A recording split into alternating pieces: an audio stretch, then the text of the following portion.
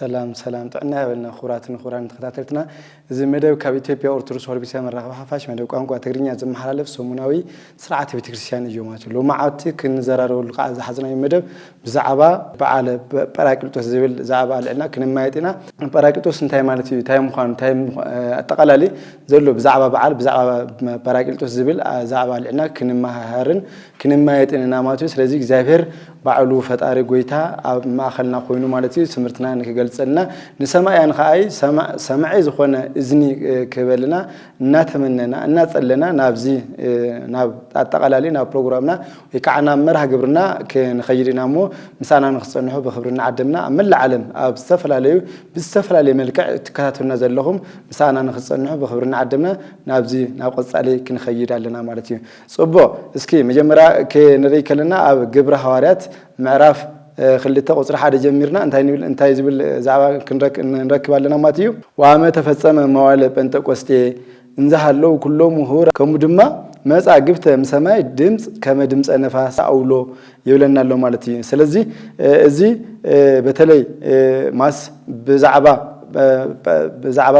بعلى باراكلتوسينا كل جزء نخبره ببعمته نخبره في اللي زخنا بتلي بحمسة معلتي قويتنا مرحنتنا يسوس كاب تنسى اندحر كنقصر كلنا اب موداتا او حمسة معلتي مبلي سنبت كل جزء نخبره مالتي بعلى باراكلتوس زبل زعبا عدنا كنمايتنا يو مالتي سلازي مجمرا اسكي باراكلتوس كنبل كلنا انتي مالتي يو إننا كنخر كلنا مجمرا باراكلتوس كنبل كلنا ناي غريك قال كخون كلو تي باراكلتوس ቀጥታ ትርጉም ክንሪ ከለና መጽናንዒ ዝብል ቃል ይሄበናል ማለት ነው ስለዚህ እዚህ ስያሜ እዚህ መጽናንዒ ዝብል እዚህ ስያሜ እዚህ መንፈስ ቅዱስ ዝተዋሃበ መጸውዒ ሆይኑ እንረክዋለና ማለት ነው ስለዚህ እዚህ ሀክንሪዮ ከለና መጀመሪያ ዮሐንስ ወንጌል ምዕራፍ 14 ቁጥር 16 እንታይ ዝብል ዛዕባ እንረክባለና ማለት ስእሎ ለአብ ወይፈን ለክሙ ጰራቅሊጦስ ካላ ከመ ይንበር ምስሌክሙ ለዓለም ይብል አሎ ማለት ነው ስለዚህ ጎይታና መድኃኒትና ኢየሱስ ክርስቶስ ተዛረዎም ናሐዋርያት ዝነገሮም ነገር ወይ ከዓ ዘብሰሮም ብስራት እዩ ማለት እዩ እንታይ ዝብል ብስራት አሎ ማለት ወአነ ስእሎ ለአብ ወይፈን ለክሙ ጰራቅሊጦስ ካላ ከመ ይንበር ምስሌክሙ ለዓለም ዝብል ማለት እዩ ስለዚህ እዚ ማለት ተማቲዩ ዮሐንስ ወንጌል ምዕራፍ 14 ቁጥር 16 ክንረክበ ከለና እንታይ ማለት እዩ ትርጉሙ አነ ከዓ ነቦ ክልሙኖ እየ ንሱ ድማ ንዘላለም مساحاتهم زنبر كله مصنانعي كوكم እዩ ይብለና ነው ማለት ስለዚህ መጽናንዒ እዚ መጀመሪያ ጰራቅሊጦስ ከለና ናይ መንፈስ ቅዱስ ቃል ከም ዝኾነ እዚ ከዓ ንመጀመሪያ ጊዜ ጎይታና መድኃኒትና ኢየሱስ ክርስቶስ ቅድም እርገቱ ንደቀ መዛሙርቱ ዝላአኸሎም ናይ ተስፋ ዘረባ ናይ ተስፋ ንግግር ምዃኑ ይረዳናል ማለት ስለዚህ ጰራቅሊጦስ ከለና መጽናንዒ ይዝብል ቃል አለው ማለት እዩ ስለዚህ አነ ከዓ ናቦ ክልምኖ እየ ንሱ ድማ ንዘላለም ምሳኻቱም ዝነብር ካለ መጽናንዒ ክወኩም እዩ ኢልዎ ማለመን ጎይታና መድኃኒትና ኢየሱስ ክርስቶስ ማለት እዩ ንመን ንቶም ደቀ መዛሙርቱ ይናገሩም ወይ ከዓ ይዛረቡ ከም ዘሎ መጽሐፍ ቅዱስ ይረዳናል ማለት እዩ ኣብ ዮሐንስ ወንጌል ምዕራፍ 14 ቁጥር 17 ሕዝውን ክንሪኦ ዘለና ማለት እዩ ነቲ መንፈስ ሓቂ ዓለም ዘይትርእዮን ዘይትፈልጦን ስለዝኾነት ክትቀበሎ ኣይኮነላን እዩ ንስኻቱም ግና ምሳኻቱም ይሓድር ኣባኻቱም ውን ክነብር እዩሞ ትፈልጥዎ ኢኹም ይብሎም ኣሎ ማለት እዩ ስለዚህ በዚህ ምክንያት ከዓ ታይብሎም ኣሎ ወያድገክሙ እጓልማውታት ትኩኑ ወመጽእ ሃቤክሙ ማለት አቦን እኑን ዘይብሉ ውልድ ክትኾኑ ኣይትኽእሉን ኢኹም ስለዚህ ኣነኻ ወመጽእ ሃቤክሙ ኣነውን ከመጽእ እየ ኢሉ ነቶም ደቀ መዛሙርቲ 12 ሐዋርያት የጽናንዑም አሎ ማለት እዩ ስለዚህ በዚህ ምክንያት ከዓ እንግዲህ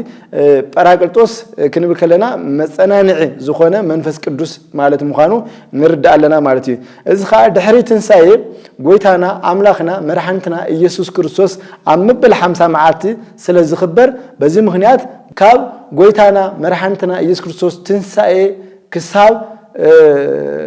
على براكلتوس زخون كساب منفس قدس زوردلو معلتي زلو أفلالاي ناي 5 معلتي دحري 5 معلتي ويكع 5 معلتي مالت مخانو نردع لنا مالتي نزون يوم عبلو كدان كنري كلنا إسرائيلاويان دحري فاسكوم أمبل 5 معلتي بعل سومنات ويكع بعل خدماي فريات إلهم يخبروا 5 نورو مصحف قدوس يردنا له إجماعتي سلازي توم قدم زنورو إسرائيلاويان دحري فاسكوم مالتيو دحري فاسكوم قصيرهم مبل 5 معلتي بعل قدماي فريات زولو يكعدمو ناي فريات زمن ناي فريات بعل إلهم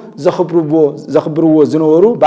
بعل 5 تباهلو كم زقلت مالتيو حزون كعتي بحدث كدان استتكى مالتيو تي بحدث كدان بعل قدماي فريات زنبره بعل 5 ويكعا بعل براكلتوس ويكعا بعل منفس قدوس إلنا زنقلصو مالتخا إزخا دحري قويتانا مرحانتنا يسوع كريستوس تنسايه كساب حزي ويكعا كساب بعل براكلتوس زلو ناي 5 معلتي مخانو مصحف قدوس يردنا له مالتي ازي اوينا نرو مالتي زلاويان 23 15 كساب 20 حارن نركوا لنا مالتي سلازي زلاويان معراف 23 قصري 16 بعل قدماي فريات زبل كنري كلنا اسك سانيتا لدهاريت سنبت تيولكو 50 لته وتابو مسوايته حديثه لእግዚአብሔር ዘሙስተ ምድርክሙ ዝብል መጽሐፍ ይናገራል ማለት እዚ ማለት كساب صباح تا 7 سنوات 5 معالت قصورو شعون እግዚአብሔር حدش مسوائتي بالعي اقربو يبلنا له مالتيو ስለዚህ እዚ ዝነበረ በብሉይ ኪዳን حزو እቲ ፋሲካ ዝነበረ ፋሲካ እንግዲህ ምሕላፍ ማለትዩ ሞቶ በክር ምንት ከይኸውን ምሕላፍ ማለት እንትኸውን ፓስ ኦቨር ዝብል ቃል ዘለዎ እንትኸውን ማለት ምሕላፍ ከውን ከለ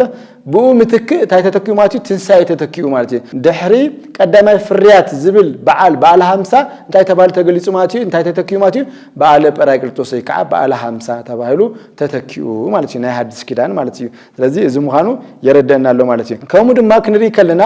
እቲ መጀመሪያ መጽሐፉን ወይ ከዓ ዝነግረና ዘሎ ክንሪዮ ከለና ማለት እንታይ ዝብል ዛዕባ ኣለዎ ማለት እዩ ኣብ መጀመርታ ወአመ ተፈጸመ መዋዕለ ጴንጤቆስጤ ይብለናል ማለት በዓለ 50 ወይ ከዓ 50 መዓልቲ ምስተፈጸመ ምስተወደ ይዝብለናል ዘሎ ማለት ስለዚህ እንዛለው ኩሎም ሁረ ኩሎም በሐባር ኣብ ሓደ ቦታ እንከለው ይብለናል ማለት እንከለው መጻ ግብተ ምሰማይ ከመ ድምጸ ነፋሳ አውሎ በቃ ሓንደበታው ዝኾነ ድምጽ ከአውሎ ነፋስ ድምጽ መጽኡ ይብለናል ማለት ግብረ ሐዋርያት ምዕራፍ 2 ቁጥር 1 ጀምርና ክንሪኦ ከለና ማለት ወመላ ኩሎ ቤተ ሀባለው ይነብሩ ስለዚህ አብ ገዛ ከለው እቲ ገዛ በመንፈስ ቅዱስ ታይገሩ ማለት መሊኡ ይብለናል ማለት ወነበረ ድበ ኩሎም ስለዚህ አብ ኩሎም እቲ ልሳናት ተቀሚጡ ይብለናል ማለት ስለዚህ ወተመሉ ኩሎም መንፈስ ኃይል ይብለናል ማለት ስለዚህ ኩሎም ናይ መንፈስ ኃይሊ ኩሎም ተመልኡ ይብለናል ማለት ናይ ምታይ ናይ መንፈስ ቅዱስ ኃይሊ ተመሉ ይብለናል ማለት ስለዚህ በዚህ ምክንያት በቲ ናይ መንፈስ ቅዱስ ኃይሊ ስለስተመሉ ድማ እንታይ ይብለናል ማለት ሐዙን ወአሃዙ ይንብቡ እንግዲህ ወአሃዙ ይንብቡ ስለዚህ አሁን በነገረ ሁሉ በሐውርት በሁሉ ቋንቋ ታይገብሩ ማለት ክነብቡ ክዛረቡውን ጀመሩ ይብለናል ማለት ስለዚህ ሓደ ብናይ ባላቱም ቋንቋ ቀጽሉ ኻይ ብናይ ሰብዓይ ክልተ ቋንቋ ብስተፈላለዩ ቋንቋታት ብስተፈላለዩ ናጠቃላል ዘሎ አዋካብ ዘሎ አጠቃላል ቋንቋታት ተዛረው ይብለናል ማለት ምክንያቱ እዚ በዓል ስለዝነበረ ካብ ስተፈላለዩ አይሁዳውያን ከመውን ካብ አይሁድ ካብ ስተፈላለዩ ቦታታ ዝመጹት ነቲ በዓል ከኽብሩ ዝመጹ ነይሮ ማለት ስለዚህ በከመው ሃው መንፈስ ቅዱስ ይንበቡ መንፈስ ቅዱስ ከምዝሃወም ከዛረው ከምዝሃወም ጸጋ መሰረት ሁሉም በስተፈላለዩ ቋንቋታት ሁሉም በስተፈላለዩ ናይ 72 ቋንቋታት ሁሉም ታይገሩ ማለት እዩ ምዝራብ ጀመሩ ይብለናል ማለት ስለዚህ ወሃለው በኢየሩሳሌም ሰብ ሄራን አይሁድ ይነብሩ እንኩሉ አህዛብ ዘመትተ ሰማይ ስለዚህ ሁሉም አይሁዳውያን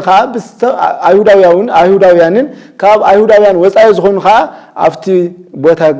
ቦታ አፍቲ አካባቢ ቦታ ነበሩ ይብለናል ማለት ስለዚህ በዚህ ምክንያት እቲ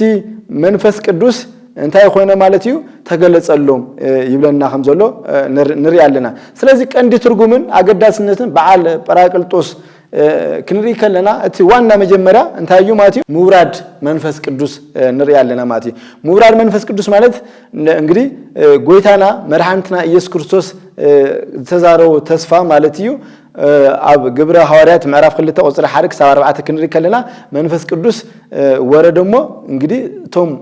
አጠቃላሊ ዝኖሩ ቶም ሐዋርያት ተፈላላዩ ቋንቋታት ስለተገለጸሎም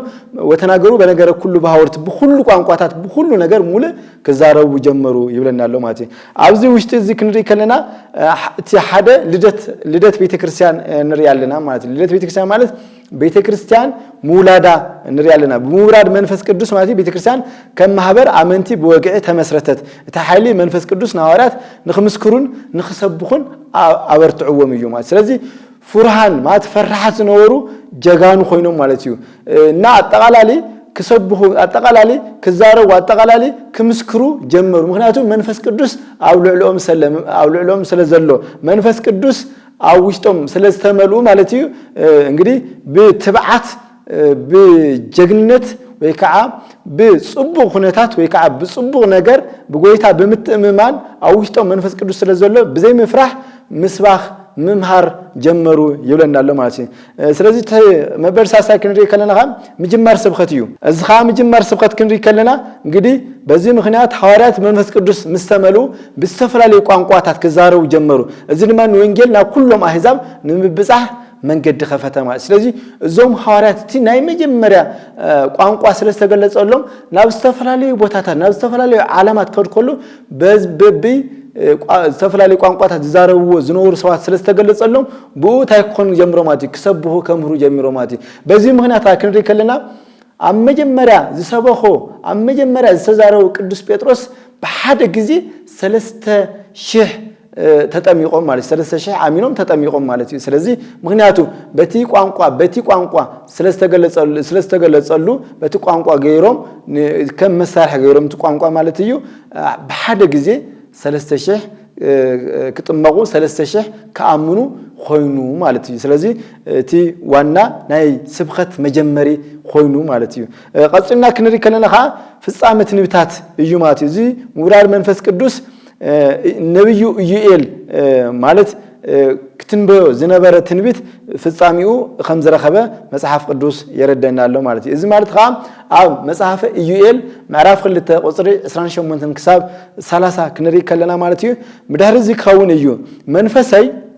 ናብ ልዕሊ ኩሉ ስጋ ክኸዑ እየ አወዳትኹምን አዋልድኹምን ክንበዩ አረጋውትኹምን ሕልም ክሐልሙ አግዋዝኹም ከዓ ራእይ ክርእዩ እዮም በተን ማዓልታት እቲኤንስ ኣብ ሰውትን አንስትን ባሮት እኳ መንፈሳይ ክኩዑ እየ ኣብ ሰማያትን ኣብ ምድርን ከዓ ተአምራት ደምን ሓውን አይኑድ ትክን ከርኢ እየ ዝበሎ በመንፈስ ቅዱስ መርሕነት ቀደም በብሉይ ኪዳን ዝተተንበዮ ነብይ ኢዩኤል ማለት እዩ ኣብዚ እቲ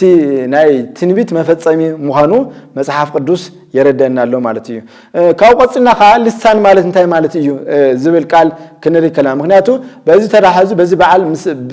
በዓል ብምድሓዝ ተሓደኻ ተዋና ታዩ ማለት እዩ ልሳን ዝብል ቃል ልሳን ማለት ዝንዛረው ልሳን ማለት ንመዘራረብ ቃላት ንምፍጣር ዘገልግል አካልና ዘመልክት ሃንደበት ኢልና ዝገልጾ እዩ ማለት እዩ ስለዚህ ኣብ ዕለታዊ አዘራረባና በቀጥታ ትርጉሙ ክንከርከለና ቋንቋ ዝብል እንታይ ይበና ማለት እዩ ትርጉም ከም ዝብልና ንርዳአለና ማለት እዩ ልሳን ዝብል ቃል ማለት እዩ ስለዚህ ቋንቋ እንታይ ማለት እዩ ቀንዲ ልሙድን ትርጉሙ መረዳዲ ዝብል ቃል ምክንያቱ ይረዳናል ማለት እዩ ልሳን ግዕዝ ዝብል ልሳን ዓረብ ዝብል ልሳን ትግርኛ ዝብል ኃይለ ቃላት አለው ማለት እዩ ልሳን ግዕዝ ክንብል ከለና ናይ ግዕዝ ቋንቋ ልሳን ዓረብ ክንብል ከለና ናይ ዓረብ ቋንቋ ልሳነ ትግርኛ ክንብል ከለና ትግርኛ ቋንቋ ዝብል ትርጉም ዘለዎ ንርዳአለና ማለት እዩ ስለዚህ በዚህ ምክንያት ድማ በኻሊ ልሳናት ክንብል ከለና በኻሎት ቋንቋታት ከም ዝተገለጸሎም ናይ ባዕሎም ቋንቋ ወሲኾም 72 ቋንቋ ከም ዝተገለጸሎም በ72 ቋንቋ በስተፈላላይ ቋንቋ ነታ ዓለም ማለት ልክ ከም ጨው ኮይኖም ዘጣዕምዋ ምዃኖም መጽሐፍ ቅዱስ ይረዳናል ማለት እዩ ስለዚህ በዚህ ምክንያት እዞም ልሳናት እዚአቶም እቶም ኣብ ዝተፈላለዩ ዓድታት ዝመጹ አይሁድ ዝርድእዎምን ናይ ዓዶም ቋንቋታትን ነበሩ ማለት ስለዚ ዝተፈላለዩ አይሁድ እዮም ነይሮም ስለዚ ካብ ዝተፈላለዩ ቦታታት ካብ ዝተፈላለዩ ዓድታት እዮም መጽኦም ስለዚ ክዝረብ ከሎ ክንገር ከሎ በቶም በባዕሎም ቋንቋ ስለዚ ተረዶም በዚ ምክንያት ካ ደስ ይልዎም በዚ ምክንያት ካ ብጣዕሚ ደስ ስለዝበሎም ስለዝተረዶም ካ 3000 በሓደ ግዜ ተጠሚቆም እዮም ማለት በሓደ ግዜ በሓንቲ ቅጽበት ወይ ከዓ በሓንቲ ስብከት ማለት እዩ ብናይ ቅዱስ ጴጥሮስ ስብከት ማለት እዩ 3000 በሓደ ግዜ ናይ ክርስቶስ ተኸተልቲ ናይ እግዚአብሔር አመንቲ ኮይኖም ለውቶም አይሁዳውያን ማለት እዩ ስለዚ እዚ ንሪ ያለና ማለት እዩ ከምኡ ድማ ቋንቋ ክንብል ከለና ህዝብ ወይ ከዓ ዓሌት ዝብል ንርዳለና ማለት እዩ እዚ ማለት ከዓ ንሓደ በሓደ ቋንቋ ዝዛረብ ህዝብ ወይ ከዓ ዓሌት ንምምልኻት የገልግል ኣብዚ ድማ ኣብ ራእይ ዮሐንስ ምዕራፍ 7 ቁጥር 9 እንታይ ዝብል ንረክባለና ማለት እዩ ካብ ኩሎም ህዝብታትን ዓሌታትን ወይ ከዓ ልሳናትን ህዝብታትን ዝብል ቃል ንረክባለና ማለት እዩ ስለዚ ቋንቋ ክንብል ከለና ናይ ሓደ ማህበረሰብ ናይ ሓደ ህዝቢ ወይ ከዓ ናይ ሓደ ዓሌት መግለጺ መረዳድኢ ቋንቋ ምዃኑ ንርዳእ ከም ዘለና የዘራር ማለት ንርዳእ ኣለና ማለት እዩ ከምኡ ድማ ኣገባብ ኣዘራርባ ወይ ከዓ ቅዲ ክንብል ከለና ኣብዚ ክንሪኦ ከለና ማለት እዩ እንታይ ዝብል ኣሎ ማለት እዩ fully ኣገባብ ወይ ከዓ ታይ ዘለዎ ማለት እዩ ልሳነ ህጊ ዘለዎ ሰዋሰው ናይ ወዓሉ ህጊ ዘለዎ ኣጠቃላሊ ቋንቋ ልሳን ኢልና ክንገልጾ ከም ዝንኽእል የረደና ኣሎ ማለት እዩ ስለዚ እዚ ኻ ናይ መንፈስ ቅዱስ ውህብቶ ስለዝኾነ ስለዝተገለጸሎም ብዝተፈላለዩ ቋንቋታት ብዝተፈላለዩ ምክንያት ታይማቲ ኩሉ ሰብ ዝሰምዖን ዝርድኦን ቋንቋታት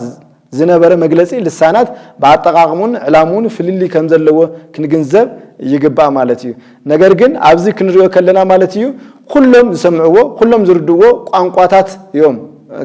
ቋንቋ ብናይ ባላቶም ቋንቋታት ገይሮም አምሂሮም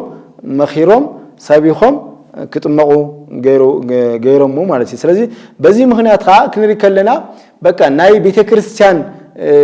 አገልግሎት ክሰፍሕ ተኾይኑ ማለት እዩ ምክንያቱ ብዝተፈላለዩ ቋንቋታት ዓብይ ሓደ ኸብር ዝነበረ ቋንቋ ደረት ወይ ከዓ ዝድርት ዝነበረ ማለት እዩ ሕዚ ግን ናይ ቋንቋ ጸገም ተወጊዱ እቲ ናይ ቋንቋ ጸገም ጠፊኡ ማለት እዩ ሰብ ዝርድኦ ቋንቋ ሰብ ዝሰምዖ ቋንቋ ንኽስበኽ ንኽመሃር ኮይኑ ማለት እዩ መበል ሳልሳይ ክንሪ ከለና ማለት ኣብ ልዕሊ ሐዋርያት ዝወረደ መንፈስ ቅዱስ መግለጹ እንታይ ይመስል ነይሩ ኢልና ክንገልጽ ከለና حزون ياو أفتي زنريو معرف خلته قصر حرك صار عته ياو بنصر تجلسوا يركب مالتيو حدا هندبتاوي دمس كم برت نفاسيو خوينو مسيو تجلس الله مالتي سلزي أبتي معالتي أنت قصتي مالتي مسبسات كع كلاتهم بحر اللبية أب حدا بوتات تأكيوم نورو نقولي حوارات نتايلهم نيرو مالتي بحر اللبي حدا عنيت لبي حدا أنت تحسسوا مالتيو أب حدا بوتها تأكيوم نيرو مالتي تأكيوم نورو بهندبت ما كاب سماء كم برتو نفاس زنفس زمسل دهاي مسا نتا أبا تقميتهم زنورو لا بيت كع بزلا ملأ من منفس قدوس مالتي بزي مهنيات خان تايبلنا له مالتيو ازي دمص ازي نحيالن زيرن مسعات منفس قدوس زملخت نبره نفاس ام مصحف قدوس مبزحتو غزي نمنفس وي نملكوتاوي منقسقاس يوكل مالتي ስለዚህ በዚህ ምክንያት ነቶም ሐዋርያት ወይ ነታ ቤት በመንፈስ ቅዱስ ተመላት ይብለናል ማለት ነው ካው ምራይ ልሳናት ሐዊ ዝማታይ ከመልሐሳት ተመቅረየ ሐዊ ድማ ተራአዮም አብነብስ ወከፎም ከዓ عرفه ما تتحوي أو نفس وقفهم نن أولكم التقلالي تايخون ماتي عرفه حوي نملكوتاوي حلاوه نمنسان نمقداسن يملكت مازين سلازي حوي خا كنري كلنا انتي مالتي ترجمو إلا كنري كلنا حدا نملكوتاوي حلاوه مالت ملكوت مهلاو مبل خلاي نمنساهن نمقداسن حوي ينسهن نمقداسن ملكت ايو مالتيو زحاوي كم لسانات ويكع ملحسات تمقاقلو او نفس وكف حواريا عرفه يبلن دالو ماتي اتوهبت ننفس وكفهم بولك كم بصحهم نستفلا لي ቋንቋታት كزارو كم تعدلون زري مخانو يردنا له مالتي كم دما قصلوا دما انتي ماتي بزي مخنيات دما مملا منفس قدوس مملا بمنتاي بمنفس قدوس تملو ماتي كلاتهم دما بمنفس قدوس ملو ግብረ ሐዋርያት ምዕራፍ 2 ቁጥር 4 ማቲ እዚ እትቀንድ ፍጻሜ እዩ እትዝወረደ መንፈስ ለልቦሙን ህይወቶሙን ሙሉ በሙሉ ተቆጣጣሮ እትፍርህን ድኻምን ዝነበሮም ሐዋርያት በሐሊን ተባዓትን ተመሉ ይብለናል ማለት ስለዚህ መጀመሪያ ፈርሃት ዝነበሩ ተባዓት መጀመሪያ ደካማት ዝነበሩ ሐያላት ሆኑ መንፈስ ቅዱስ ገበሮም ይብለናል ማለት ስለዚህ መምላ መንፈስ ቅዱስ ተዓብይ ነገር እዚ መኻኑ ይረደናል ማለት ከሙ ድማ ድሕርዙ ድማ ምዝራብ ኻል ልሳናት ብስተፈላልዩ ልሳናት ምዝራብ ጀምሩ ናይምታይ ናይ መንፈስ ቅዱስ ጸጋ ናይ መንፈስ ቅዱስ ሙራድ ምኽንያት ታይገርማት ብስተፈላልዩ ልሳናት ምዝራብ ጀምሩ ይብለናል ማለት መንፈስ ቅዱስ ከምዛሃቦም መጠን ከዓ በኻል ልሳናት ከዛረቡ ጀመሩ ይብለናል ማለት ስለዚህ እዚ ቀጥታዊ ውጽኢት መምላ መንፈስ ቅዱስ ነበረ ዞም ልሳናት እዚያቶም ጋር ከምቲ አብላሊ ተገለጽናዮም ቶም አብ ኢየሩሳሌም ታኪዮም ዝነበሩ ካብስተፈላልዩ ሀገራት ዝመጹ እንግዲህ አብ ኢየሩሳሌምም ታኪዮም ዝነበሩ ካብስተፈላልዩ ሀገራት ዝመጹ አይሁድን ናብ አይሁድነት ዘአተው አህዛብን ዝርድዎም ቋንቋታት ነበሩ ይብለናል ማለት ስለዚህ ካብስተፈላልዩ አድታት ካብስተፈላልዩ ሀገራት ዝመጹ አይሁዳውያን ከሙ ድማ ናብ አይሁዳውያን ዝመጹ አህዛብ ዝነበሩ ማለት እዩ ስለዚህ ቶም ሐዋርያት ከዛረቡ ከለው ቶም ሐዋርያት ከመሩ ከለው ስለዚህ ቶሎ ኢሎም ተረዱ ማለት ክርዶም ዝኽእል ክሰምዕዎ ዝኽእል ኾነ ማለት እዩ እቲ ተገለጸሎም ልሳናት ማለት እዩ እዚ ይብለናል ማለት እዚ ውጽኢት እዚ ድማ ብምንታይ ተገሊጹ ማለት እዩ ሓደ ድፍረትን ተባዓትን ማለት ደፋራት ኮኑ ተባዓት ኮኑ ገይሩዎም ማለት እዩ ቶም ቅድሙ ማለት በፍርሃት ዓጽዮም ዝነበሩ ሐዋርያት በተባዓት ወጽዮም ለህዝብ መስከሩ ማለት እዩ እንግዲህ በፍርሃት ዓጽዮም ዝነበሩ ሐዋርያት ማለት እዩ ወጽዮም በተባዓት ወጽዮም ለህዝብ ከመስከሩ ጀመሩ ምክንያቱም መንፈስ ቅዱስ ወዲያውኑ መስወረደሎም መንፈስ ቅዱስ ወዲያውኑ ምስተመልኡ ማለት እዩ ወጽዮም እንግዲህ ንዞም ኩሎም አይሁዳውያን ካብስተፈላልዩ ሀገራት ዝመጹ አይሁዳውያን ካብስተፈላልዩ ዝመጹ ናብ አይሁዳውነት ዝመጹ አህዛብ ብዝተፈላልዩ ቋንቋታት ወይ ከዓ ብዝርዶም ቋንቋታት ከምህሩን ከሰብኹን ዝጀመሩ እንግዲህ መንፈስ ቅዱስ መስወረደሎም እዩ አብ ተዓጽዩ አብ ዝነበረ ገዛ ወጽዮም ናብ ውጭ ወጽዮም ማለት እዩ ከምህሩን ከሰብኹን ምጅማሮም ይረደናል ማለት ስለዚህ እዚ ኻይ መግለጺ መንፈስ ቅዱስ እንዳኾንዎ ማለት እዩ መግለጺ ተባዓትን ድፍረትን ኾይንዎ ማለት እዩ ስለዚህ ብድፍረትን ብተባዓትን ከምህሩ ከሰብኹ ከረዱ ጀሚሮ ማለት እዩ ስለዚህ እዚ ሙኻኑ ይረደናል ማለት ቀጽሉ ድማ ከሙ ድማ ቀጽሉ ድማ ክንሪ ከለና ሕዝውን ምስባኽ ወንጌል ከም ዝጀመሩ ይረደናል ማለት ቅዱስ ጴጥሮስ መንፈስ ቅዱስ ተመሊኡ ነቲ ህዝቢ ብዛዕባ ኢየሱስ ክርስቶስ በኃይል ሰበኸሎም ይለናል ማለት ብዛዕባ ኢየሱስ ክርስቶስ ካብ መጀመሪያ ጀሚሩ ክሳብ መወዳእታ ብዛዕባ ኢየሱስ ክርስቶስ ክሰብኾም ጀሚሩ ማለት ስለዚህ ምስባኽ ወንጌል ተጀመረ ማለት እዩ ማለት በቃ በአጠቃላሊ በምስባኽ ወንጌል ሽዑ ተጀመረ መንፈስ ቅዱስ ስለተሰመረ ምክንያቱም ድፍረት አለዎም ተባዓት አለዎም መጀመሪያ ፈሪሖም ተዓጽዮም ነይሮም ካብቲ ተዓጽይሉ ፈሪሖም ዝነበሩ በሓደ ዝነበሩ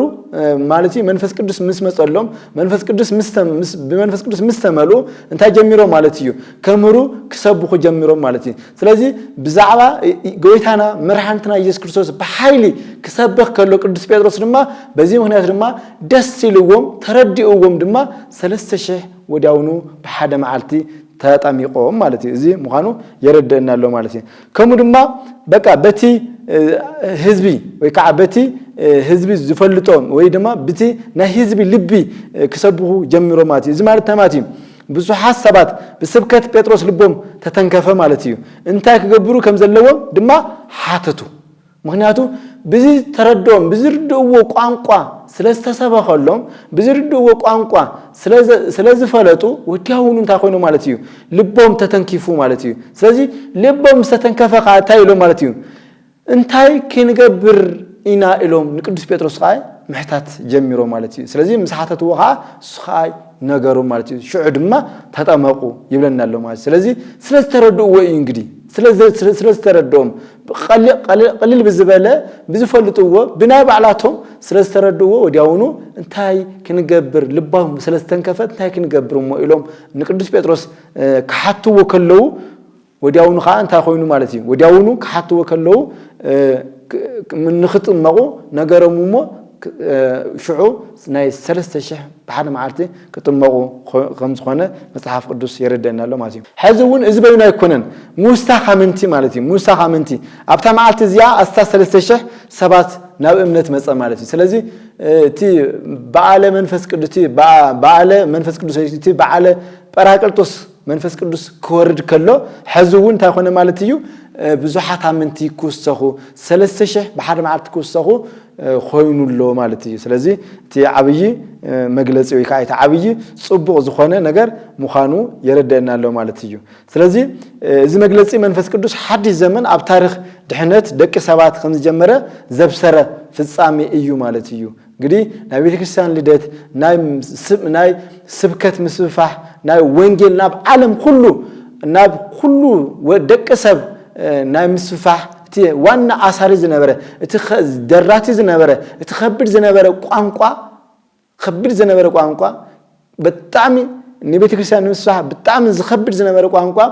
ነገር ግን በመንፈስ ቅዱስ ኃይል ስለተገለጸሎም ወዲያውኑ ናብ መላ ዓለም ወዲያውኑ ናብ ሁሉ ዓለም ብዕጫ አልዕሎም ማለት እዩ ናብ ሁሉ አህጉር ኸይዶም ሰቢኾም እዮም ማለት እዩ በዚህ ምክንያት ካ ድፍረት ዘለዎም ተባዓት ስለዘለዎም በመንፈስ ቅዱስ ምክንያት ድፍረትን ተባዓትን ስለዝሓደሮም ድማ በቃ ዝተፈላልዩ ነገስታት ዝተፈላልዩ ነገር መከራት ክበጽሖም ከሉ ዝተፈላልዩ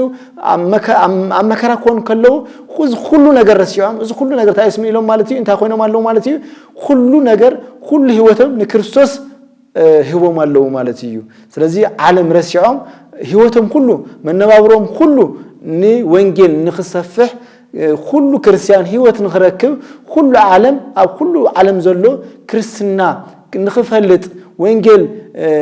ንኽፈልጥ ንኽደህን ዓብይ አስተዋጽኦን ዓብይ ነገርን ገይሮም አለው ስለዚህ እንግዲህ ሐዊ አቀድምና خمس ዘረውና ናብነት እግዚአብሔር ንሙሴ ኣብ ጀበል ሲና በሐዊ ተገልጽሉ ማለት እዩ ሐዊ ንፍርድን ንምንጻህንውን የገልግል ምዃኑ መጽሐፈ ኢሳይያስ ምዕራፍ 6:7 ይረዳናል ማለት እዩ ስለዚህ እንግዲህ እግዚአብሔር ንሙሴ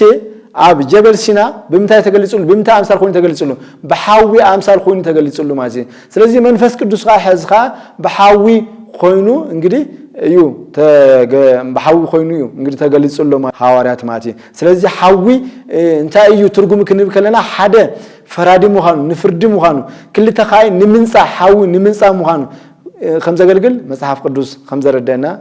ንሪኢ ኣለና ማለት እዩ ከምኡ ድማ ቋንቋ እንግዲህ ናአገልግሎት ወንጌል ዘለዎ ረብሓ እንታይ እዩ ኢልና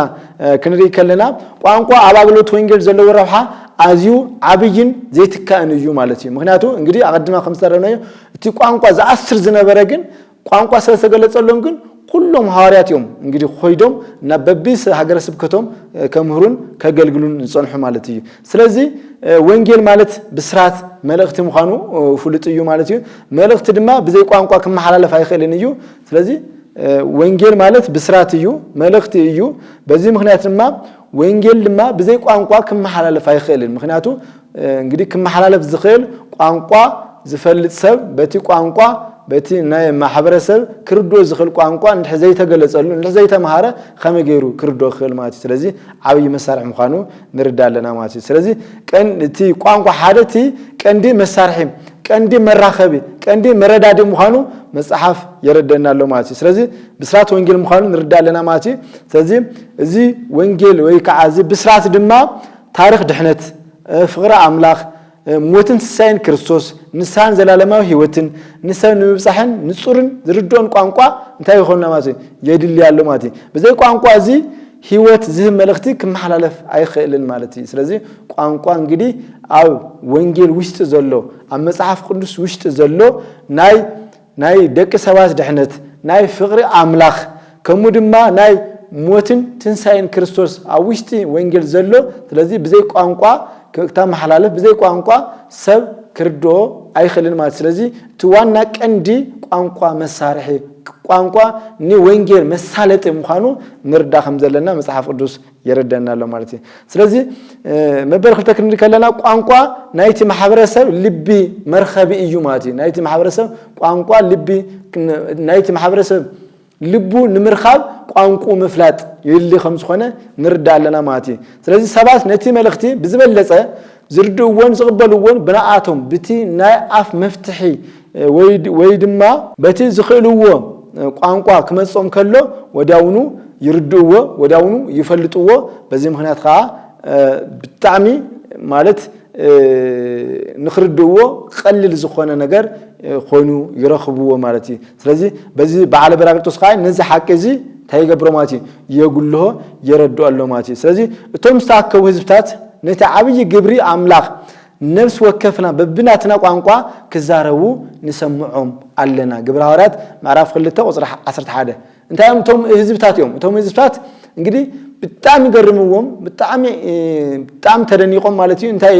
ኢሎም እቶም ዝተኣከቡ አጠቃላሊ አፍቲ በዓል ዝነበሩ ማለት እዩ እቶም ዝተኣከቡ አይሁዳውያን እቶም ዝተኣከቡ ናብ አይሁድ ዝመጹ አህዛብ ካብ ዝተፈላለዩ ሃገራት ዝመጹ እንታይ ኢሎም ሓቶ ማለት እዩ እቶም ዝተኣከቡ ህዝብታት ማለት እዩ ነቲ ዓብይ ግብሪ ኣምላኽ ነፍሲ ወከፍና በብናትና ቋንቋ ክዛረቡ ንሰምዖም ኣለና እንታይ ኢሎም ማለት እዩ በብናትና ቋንቋ ክዛረቡ ከለው ንሰምዖም ኣለና ኢሎም መስኪሮም ማለት እቶም ህዝብታት ማለት እዩ ስለዚህ በዚ ምክንያት ድማ ቋንቋ መረዳዲ ቋንቋ ናይ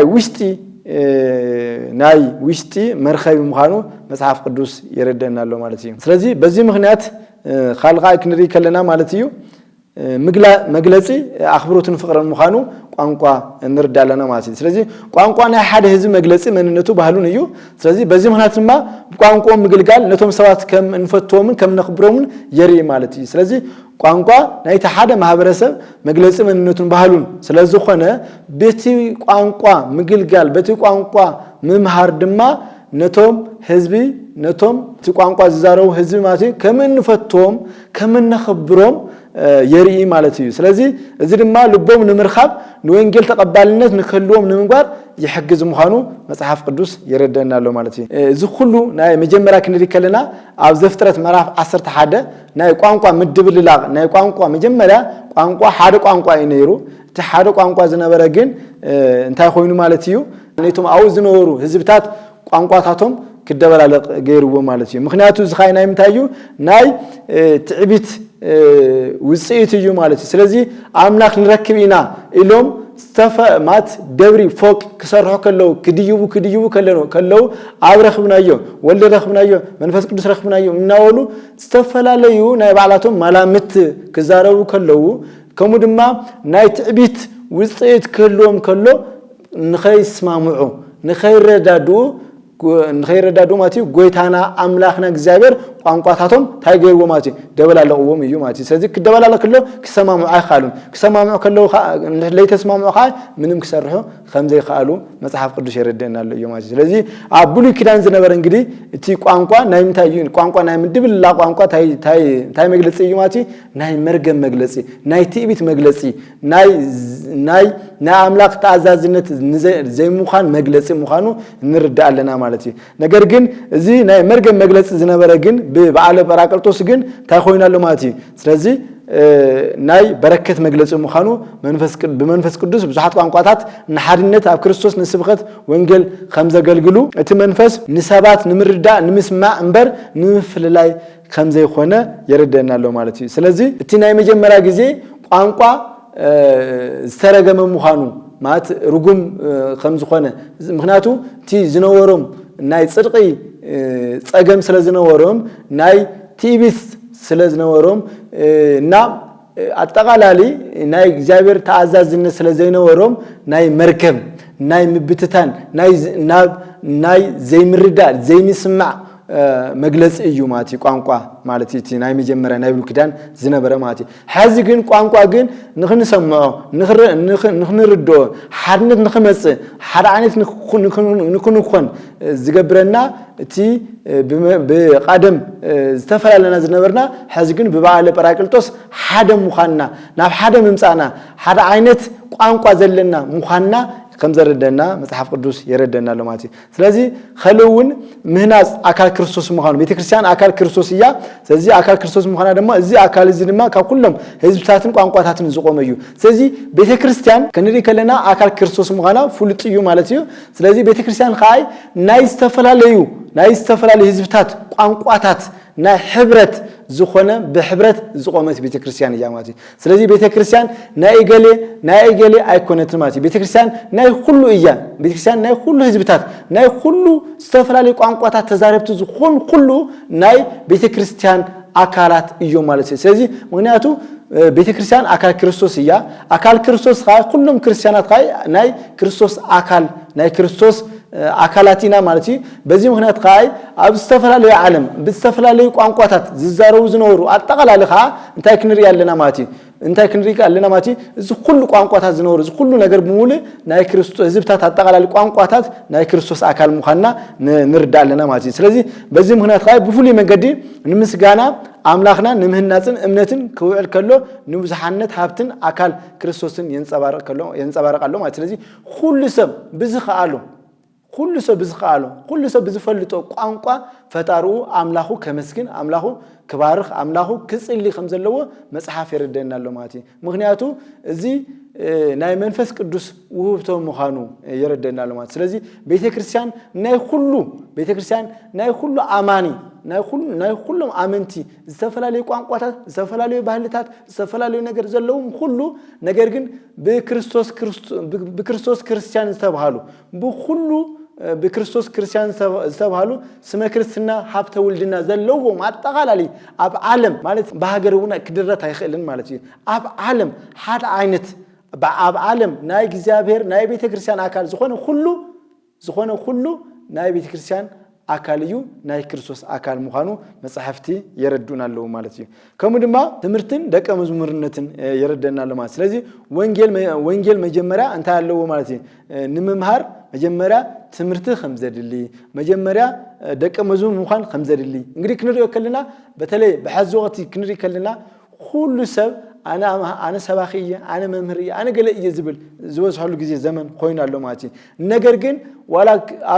ኣብ ክርስቶስ ክንሪ ከለና ወይ ኣብ ደቀ መዛሙርት ክንሪ ከለና ቶም ደቀ መዛሙርት እንግዲህ አመወዳታ መንፈስ ቅዱስ ኮርደሎም ከሎ ሁሩወም ሃሩ ዝተኩላጽና ፈዓለም ክበሃሉ ከለው ማለት እዩ ክዘዙ ከለው እዮም ኸይዶም ናብ ዓለም ሁሉ ከመሩ ዝኻሉ ማለት እዩ እንበር መጀመሪያ ግን ኣብ ዝሓደሮ እናሓደሩ ኣብ ዝወዓሎ እናወዓሉ ዘመሮ እና ተከታተሉ አጠቃላሊ እና ሰሙ እና ተከታተሉ ዮም ንእግዚአብሔር ንኢየሱስ ክርስቶስ አጠቃላሊ ብዙሕ ዘመናት ብዙሕ ግዚያት ሙሱ ዮም ነይሮም ማለት እዩ ስለዚህ ክነምር ብዙሕ ነገር ንሕና መምህራን ኢና ገላ ይወሉን ማለት እዩ ግን መንፈስ ቅዱስ ክምልኦ ከለው ኹዱ አምህሩ አነ ይህሉ ምስለኩም እስከ ህልቀተ ዓለም እስከ ዓለም ፍጻሜ ምስአኻቱም ኮንየ ምስተባሃልዮም ናብ ኩሉ ዓለም ተመቃቂሎም ዓለም አህጉር ተመቃቂሎም ሁሉም ናይ ባዓሎም ሀገረ ስብከት በመሐዝ ንዓለም እንግዲህ ብጨው ታገይሮማ ማለት እዩ ብጨው አጥዕሞማ ማለት እዩ ስለዚህ በዚህ ምክንያት ምዃኑ ንርዳለና ንመሃራለና ማለት እዩ ከሙ ድማ መንፈስ ቅዱስ ማለት እንታይ ማለት እዩ እና ክንሪ ከለና እንግዲህ መንፈስ ቅዱስ ማለት እንግዲህ አባሎ ወላሎ መንፈስ ቅዱስ አሎ ማለት እዩ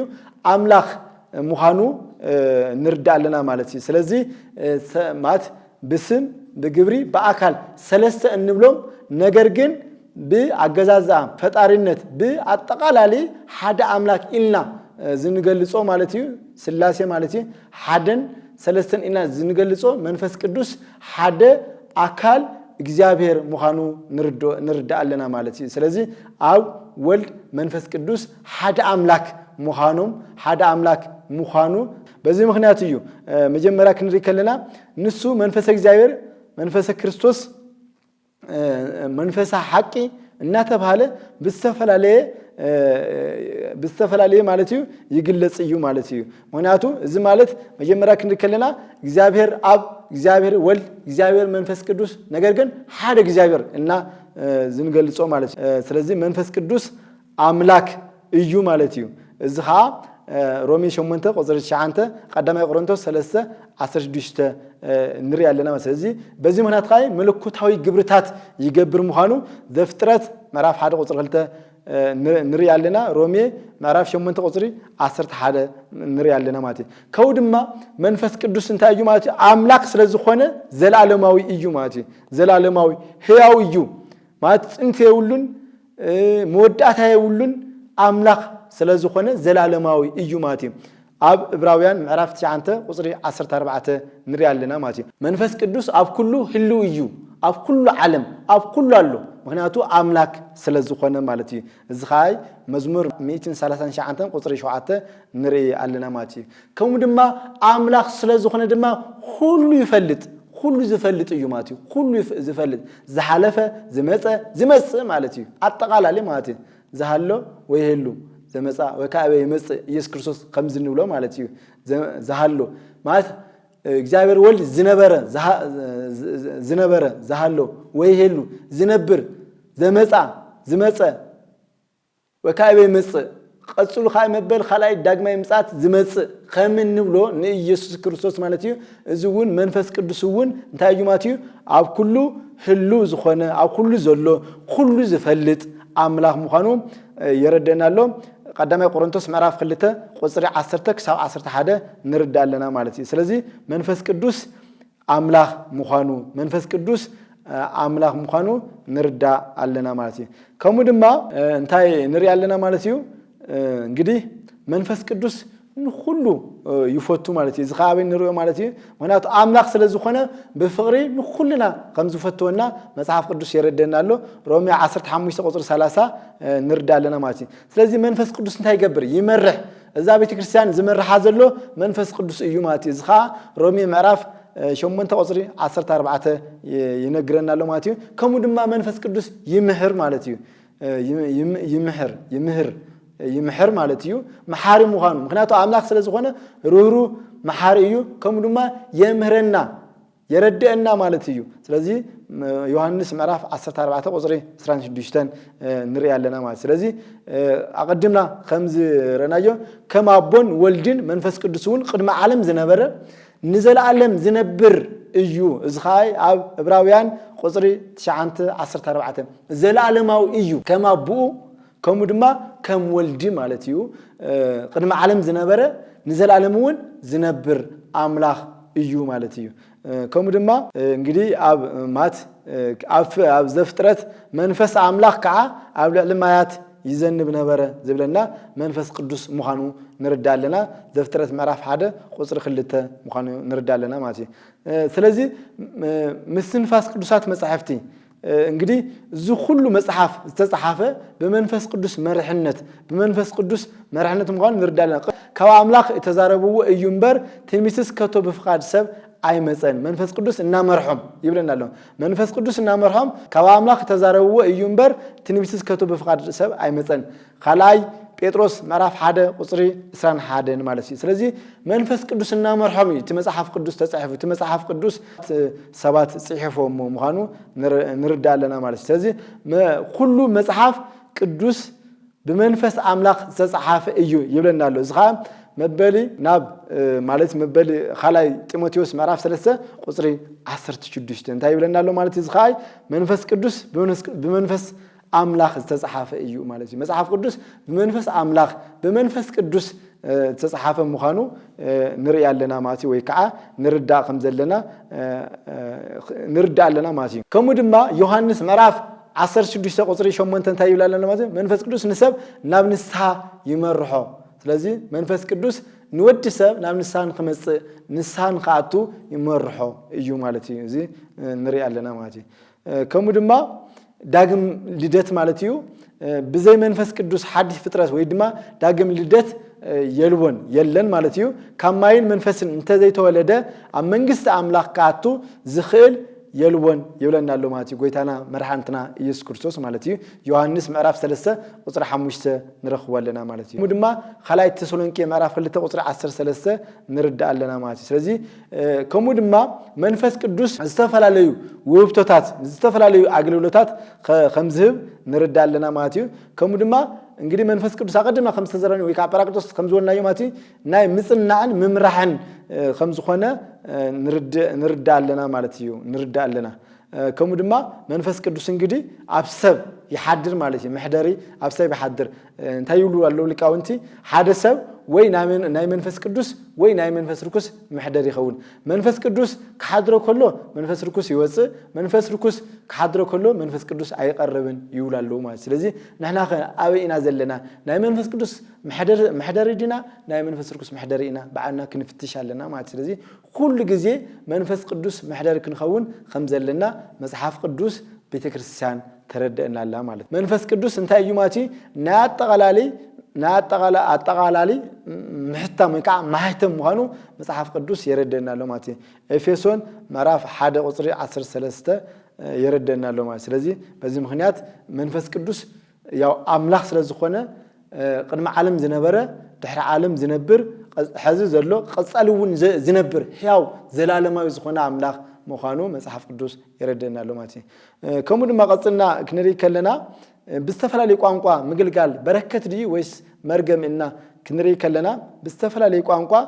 እንግዲህ مغلغال እንታዩ ማለትዩ አቀድና خمزرናዮ በረከትንብር مرغم خمزه يخونه نردالنا بحدش كيدان እንግዲህ بستفلالي قانقوا كنገልግል ببي زفلتو وسبات كنገልግል كنمهر خمزلنا مصحف قدوس يردنا له مالتي ስለዚህ እዚ ሪና እዚ ፈልጥና كنገልግል خمزلنا نردالنا ماشي ስለዚህ በረከት ዝኾነሉ ምክንያታት ክንሪ ከለና ወንጌል ንኹሉ ንኽባጻሕ እንታይ ይድልዩ ማለት ቋንቋ ይድልዩ ማለት ስለዚህ ቋንቋ ካ ፈልጥና ቋንቋ እንግዲህ ሓደ ተወሊድና ክልተ ካይ ተማህርና ሰለስተ ካይ ብዝተፈላለየ عقمنا أدابيرنا ويك عقمنا عابينا مالتيو نخلو فترة ويك نخلو محبرسة نخبصح وينجل نخلو نخبصح بستفلاليو بزردو وسبات قانقا كنمهرومن كنردومن خمزلنا مصحف قدوس يردنا له ماتي سلازي بزي مغنيات قانقا مفلات بركة مغانو نردا لنا ماتي نخلو ماحزاب دقه مزامرتي تايولوم غبروم يولو مالو من غويتانا مرحانتنا يسوس ني حواريات ماتيوس 18 قطر 10 شي انت ماتي سلازي ازي تزاز مفصام دما قانقا مغلغال الله مخانو نردا لنا ماتي كم دما اقدما 5 زارونايو قانقا اخبروت نتي ባህሊ ወይ ቋንቋ ንሰባት ምዝራብ ንባህሎምን ምንቶም ከም እናخبرሎም ከምዘ ይረደና ለማቲ ከሙ ድማ አጠቃላል ክንሪ ከለና ቋንቋ በረከት በተለይ በዓለ ጰራቅሊጦስ በመንፈስ ቅዱስ በዝወረደሉ ማቲ ወተናገሩ በነገረ ኩሉ በሐውርት ዝብለና ዘሎ ማለት እዩ በተናገሩ በነገረ ኩሉ በሐውርት ይብለናል ማለት ስለዚህ በስተፈላልይ ቋንቋታት ተዛረው በስተፈላልይ ቋንቋታት አመሩ ሰበኹ አእመኑ ይዝብለና ዘለማ ስለዚህ በረከትንበር መርገም خمزه ይሆነ ንርዳ አለና ማለት እንግዲህ በስተፈላልይ ቅዱሳት አቦታት ቤተክርስቲያን ከመገሮም ማት የብራርሁ አለው ማለት እዚ ማለት ቃንታይ ክንል ከለና ቅዱሳት አቦታት ቤተክርስቲያን ነቲ አባል ጰራቅሊጦስ ተራእየ ናይ ቋንቋታት ተአምር ከመዓብይ መለኮታዊ ውብቶን ምልክት ምጅማር ስብኸት ወንጌል ገይሮም እዮም ዝርእዎ ነይሮም ማለት ስለዚህ ካባታቶም ሓደ ክንሪ ከለና ቅዱስ ዮሐንስ አፈወርቅ እንታይ ይብል ቅዱስ ዮሐንስ አፈወርቅ እንታይ ይብል ማለት እዩ ንሱ አብ ስብኸታቱ ብዛዕባ ግብረ ሐዋርያት ክዛረብ ከሎ እቲ ውህበትን ልሳናት ሐዋርያት ንኩሉ ዓለም ክሰብኹ ከም ዘኽእሎም የጉልህ ማለት እቲ ተአምር ንዘይአመንቲ ምልክት ከም ዝነበረን ንቶም ዝተፈላለዩ ህዝብታት ናብ እምነት ንምስሓብን ከም ዝሓገዘን ይገልጽ ንሱ እቲ ተአምር ቀጥታዊ ተግባር መንፈስ ቅዱስ ንምስራሕ ወንጌል ከም ዝነበረ አሚቱ يستمر يبلنا له ماتي ስለዚህ እዚ ናይ መንፈስ ቅዱስ ውህብቶ ወንጌል ንخسفح ዝገበሮ አብይ ተአምር ከም ዝኾነ አሚቱ የምር ከም ዝነበረ ቅዱስ ዮሐንስ አፈወርቅ ማለት እዩ መጽሐፍ ይረዳና له ማቲ ከመውን خال ማለት خال አቦ ቅዱስ አቦ ማለት ቅዱስ ቄርሎስ ዘእስክንድሪያ እንታይ ይብላል ማለት ቅዱስ ቄርሎስ እውን እቲ ውህበት ልሳናት ወይ ቋንቋታት ንሐዋርያት ናብ ኩሎም ህዝብታት ንخبጽሑ መሳርሕ ከም ዝነበረ يستمر እቲ መንፈስ ነፍስ ወከፍ ሐዋርያ ንخሰብኸንሉ ዝግባ ቋንቋ ከም ዝሃቦም ይገልጽ ማለት እዩ ስለዚህ ነቶም ንሐዋርያት እንግዲህ ዝተፈላልዩ ንነፍስ ናጠቃላል ነቶም ሐዋርያት እንግዲህ ብዝተፈላለዩ ቋንቋ ንኸምሩ ንኽሰብኹ ዕንቅፋት ዝነበረ ብጣዕሚ ዓብይ አጸጋሚ ዝነበረ ቋንቋ ንኽፈልጡን በቃ ተዓብይ መሳርሕ ምንት ክኾኖ ማለት እዩ ከም ዝገለጸሎም ቅዱስ ቄርሎስ ዘእስክንድርያ ይገልጽ ማለት እዩ ከምኡ ድማ ቅዱስ ጎርጎርዮስ ዘእንዝናዙ እንታይ ኢሉ ይገልጾ ማለት እዩ ክንሪ ከለና ማለት እዩ ብዛዕባ መንፈስ ቅዱስ ኣብ ጸሓፎም ትምህርታት ማለት እዩ እቲ ምምቃል ልሳናት ሓዊ አጵራቅልጦስ ንውህብተታት መንፈስ ቅዱስ ንነፍስ ወከፍ አማኒ ብዝግባእ መገዲ ከም ዝዕድል ዘመልክት እዩ ኢሉ ይትርጉሞ ማለት እዩ ከምኡ ድማ በሓፈሻ ቅዱሳት አቦታት ነቲ አጵራቅልጦስ ተፈጸመ ናይ ቋንቋታት ተአምር ከም መለኮታዊ ኃይል ንምስፋሕ ወንጌል ከም ምልክት ናይቲ ቤተክርስቲያን ንኹሎም ህዝብታት እትጥርንፍ ሙኻናን ገይሮም እዮም ዝርእይዎ ማለት እዩ ስለዚ ዝተፈላለዩ ቋንቋታት ዝተፈላለዩ ባህልታት ዝነበሮም ነገር ግን በክርስቶስ ሓደ እዮም ኮይኖም ማለት እዩ ሓደ ኮይኖም ማለት ተጠሚቆም ንክርስቶስ ንኽፈልጡ ብዛዕባ ኢየሱስ ክርስቶስ ንኽፈልጡ ብዛዕባ ቤተክርስቲያን ንኽፈልጡ ስለዝገበርዎም ሓደ ኮይኖም ማለት እዩ በዚህ ምክንያት ማለት እዩ ስለዚ ንሶም ነቲ ውህበት ምስፈርን ጥቅምን ማህበርን ከም ዝተኣሳሰር አግልሆም የረዱ ማለት እዩ ዝኾነ ይኹን ውህበት መንፈስ ቅዱስ ንምህናጽ አካል ክርስቶስን ንኽብር አምላኽ ክውዕል ከም ዘለዎ ያአምኑሉ ማለት እዩ እዚ ማለት ክንሪ ከለና እንግዲህ ማለት አጠቃላሊ ንምህናጽ ቤተክርስቲያን ንምህናጽ ክርስቲያን ንምዕባይ ክርስቲያን ከም ዝውዕልን አካል ክርስቶስ አካል ቤተክርስቲያን ንምግባር ተዓብይ መሳርሒ ቋንቋ ምዃኑ ንርዳእ ኣለና ማለት እዩ ስለዚህ ባለ ጰራቅሊጦስ አጠቃላሊ ክንሪ ከለና ያው ናይ መንፈስ ቅዱስ ምውራድ ከም ድማ መንፈስ ቅዱስ ባዕሉ መጸናንዒ ምዃኑ መንፈስ ቅዱስ ማለት እዩ ከም ድማ በዓል ልደት ቤተክርስቲያን በዓል ምጅማር ስብከት ወንጌል ምዃኑ ንሪአ ከም ዘለና አቀድምና ሪናዮ ማለት እዩ ስለዚህ አምላኽ ንወንጌል ናብ ሁሉ ፍጥረት ንብብጻሕ ዘለዎ እንግዲህ ዘለዎ ውህብቶ ዘንጸባረቀሉ ምዃኑ ይረዳናል ማለት እዩ ብዝተፈላለየ ቋንቋ ምግልጋል በትክክለኛ መንፈስን ዓላማን ክንገብሩ ከም ዘለና ንርዳእ ኣለና ማለት እዩ ወንጌል ንኽስፋፋሕ ወንጌል ናብ ሁሉ ነገር ንኽፍለጥ ከም ዝገበሩ ይረዳናል ማለት እዩ ስለዚህ አጠቃላሊ ክንሪ ከለና እዚ እንግዲህ ቋንቋ አጠቃላሊ መሳርሒ ናይ ቤተክርስቲያን አጠቃላሊ ሁሉ ንኽባጻሕ ወይ ከዓ ሁሉ ሰብ ንኽፈልጥ ንኮን ዝገበረ ምዃኑ መጽሐፍ ቅዱስ ይረዳናል ማለት እዩ ስለዚህ አጠቃላሊ ክንሪ ከለና ቅዱሳት አቦታትና እንግዲህ ብዛዕባ በዓለ ጰራቅሊጦስ ብዝተፈላለዩ ገይሮም ገሊጾም እዩ ማለት እዩ ስለዚህ እቲ ናይ መጀመሪያ ዝነበረ ባቢሎን መርገም ከም ዝነበረ እቲ ባቢሎን ብመርገም ዝገለጽ ዝነበረ ግን ብመንፈስ ቅዱስ ወይ ከዓ በዓለ ጰራቅሊጦስ እቲ ቋንቋ በረከት ከም ዝኾነ ንርዳእ ኣለና ማለት እዩ ስለዚህ ኩልና ድማ እዚ ፈሊጥና እዚ ተገንዚብና ማለት እዩ ብንኽእሎ ቋንቋ ንንኽእሎ ሰባት ናጠቃላሊ ብዝንርዶ ቋንቋ አጠቃላሊ ንዘይተረዶ ሓውና ሓፍትና አዴና አቦና ንኽነረድ መጽሐፍ ቅዱስ ይረዳናል ማለት ስለዚህ በዓለ ጰራቅሊጦስ ማለት እንግዲህ እንታይ ማለት እዩ እንግዲህ ቤተክርስቲያን ተወለደትሉ እንግዲህ ወንጌል ንኽስፋፋሕ ዓብይ መሰረት ዓብይ ሰረት ዝተገበረሉ ምዃኑ ንርዳእ ኣለና ማለት ስለዚህ በዓለ ጰራቅሊጦስ ማለት እንግዲህ መጽናንዒ ምዃኑ ወነአምን በመንፈስ ቅዱስ ይብሉናል ሰለስቱ ምዕት ማለት እዩ ዘነበበ በነቢያት ይብሉናል ማለት ስለዚህ ቀደም ዝነበረ ሕዚ ዘሎ ድሓራይውን ድሕሪ ዓለምውን ዝነብር ዘላለማዊ ምዃኑ ንርዳእ ኣለና ማለት እዩ ስለዚህ እንግዲህ ብንፈልጦ ብዝንርድኦ ንሓውና ዝተረዳናዮ ዝፈለጥናዮ ንሓውና ንኽነረድ ንሓውና ንኽነፍልጥ ንሓፍትና ንኽነፍልጣ ንኣደና ንኽነፍልጥ ንኣቦና ንኽነፍልጥ እንግዲህ መጽሐፍ ቅዱስ የዘኻኽረናል ማለት እዩ ቤተክርስቲያን መልእኽታት ተመሓላልፋላ ማለት እዩ ስለዚህ ብጣዕሚ ኩልና ክንፈልጥ ኩልና خني تجبر خمسة لنا صحف يردنا لماتي سلزي تي عبي قام انجدين تاي ماتي ناي مبتان زي خونس ناب حرنت زمصن مخانو ناب حرنت زمصن ناب حرنت زمصن حر عينت متسار ዘምጽእ ምዃኑ በሐዲስ ኪዳን ቋንቋ ናይ ምፍልላይ ናይ ምብታን ዘይኾነስ ናብ ሓድነት ዘምጽእ ናብ ዕቤት ዘምጽእ ናብ ምርዳእ ዘምጽእ ቋንቋ ምዃኑ ንርዳእ ኣለና ማለት እዩ ስለዚ ርሑስ በዓል ንኾነልኩም እናተመነኹ ኣብዚ ዝነበረና ጻንዕት እናዛዘምና ምስ ኢትዮጵያ ኦርቶዶክስ ተዋህዶ ቤተክርስቲያን መራኸቢ ሓፋሽ መደብ ቋንቋ ትግርኛ ዝነበረና ጻንዕት ኣብዚ ዛዝምና ምስ ካልኦት መደባት ሓብርኩም ክጸንዑ በኽብሪ እናዓደምና ኣብዚ ዛዝምና ኣለና ወስብሐት ለእግዚአብሔር ወለወላዲቱ ድንግል ወለመስቀሉ ክብር አሜን።